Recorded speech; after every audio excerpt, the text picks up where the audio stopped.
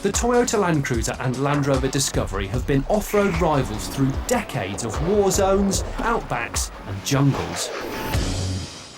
Now there's two fresh versions available, so we're here to decide which one you'd rather spend your own money on. This Land Cruiser is top spec, the LC5, and it costs £47,000. And this flagship spec Discovery HSE is 53,000 quid. First up, a dirty 4x4 game of Tug of War to test torque, grip and general hardness.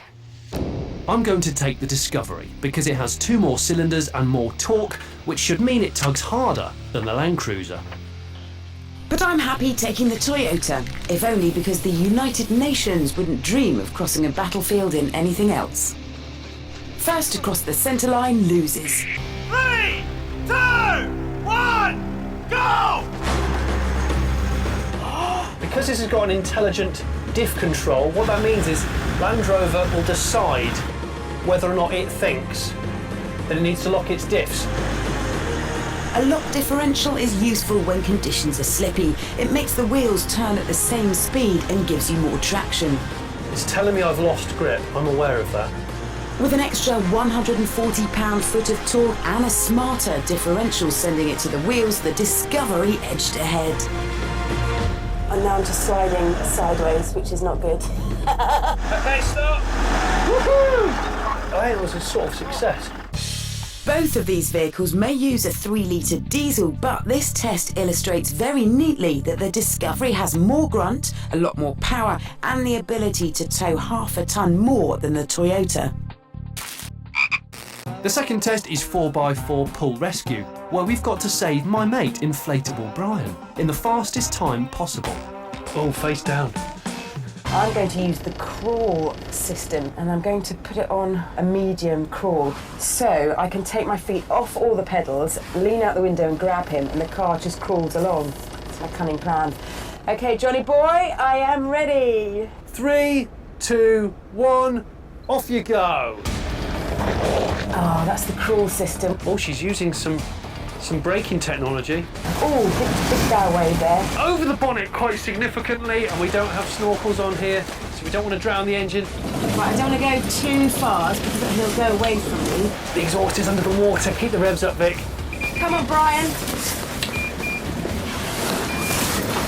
She's done it. I've never hooked a man in quite such a fashion. You actually saved Brian in 31.03 seconds. Excellent behaviour. That's not bad. I'm sure you've pulled blokes quicker. On your marks, get set, go! Okay, I don't know how fast to actually go into the water. And he's off. Oh, sugar, that was a bit high. Quite a big bow wave as well. It's got all the way over the bonnet. I've got to make sure I get him before the bow wave does. Oh, I think he's pushing Brian too far away. No! Oh! Yes, I've got him! My bloody hero! I cannot believe how fast you went. I was gunning, baby, I was gunning. 19.7 seconds. More than 10 seconds quicker. So the moral of the story is, when it comes to off-road, a gung-ho approach will often get the job done quicker than relying on fancy technology. And so to the final challenge. Each car will be timed as it takes on a suspension-slaughtering obstacle course. I'll drive both cars to keep it consistent, which means Johnny's in charge of the stopwatch. 3, 2, 1, go. And the slowest start to a race I think I've ever had. But you mustn't rush, not on these big boulders. No, definitely not. Great thing about the Land Rover is you don't have to be like an off-road warrior to know all the lingo. You literally look at where you're travelling, turn the knob, oh look, there's rocks, swivel that to rocks, put the ride height up if you think it's going to gash you underneath, and off you rock. It's so incredibly easy to use. I think it's much simpler than the Land Cruiser. Okay, Grass, gravel, snow, that's pretty safe. Okay, so what am I doing? 10 miles an hour, just over 1,000 RPM. Yeah. Oh, 20 miles an hour, 25 miles an hour. The revs actually went to 3,000 RPM there, George. Awesome. The engine in this is better than the Land Cruiser. It feels very refined, actually, and it's not half as noisy. Stop the clock, 2 minutes 53. That's not bad. That was a piece of cake. It hasn't even broken a sweat. No. Neither have you. No. I mean, that's an important point. Totally, it's very, very refined. Right, Land Cruiser. 3, 2, 1, Vic, go. Okay. Okay, now I've got it in rock mode, okay? Yeah.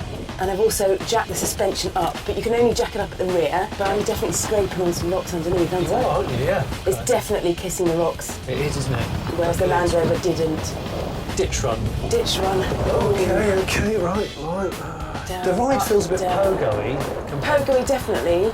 It feels that it's straining a lot more, and I think it's only because that engine is noisier. It makes you think that it's working harder. Yeah. It's definitely a little bit more agricultural. Yeah. Does it make you feel special? No. And that's It feels a bit cheap. I still can't get over that it's only a 4-cylinder. Time for the sideways. Oh, come on, Land Cruiser, you've got to win one of them. Okay, finish 2 line. minutes 31. 2 minutes 31. Stone the Crows. Which is 22 seconds quicker. I put the Toyota's big winning margin down to one simple fact. The Land Cruiser's utilitarian feel means you're much happier hurling it at obstacles than the Discovery, which feels more like a luxury limousine in comparison. There's not much between their off-road skills, but we prefer the Discovery's refined approach.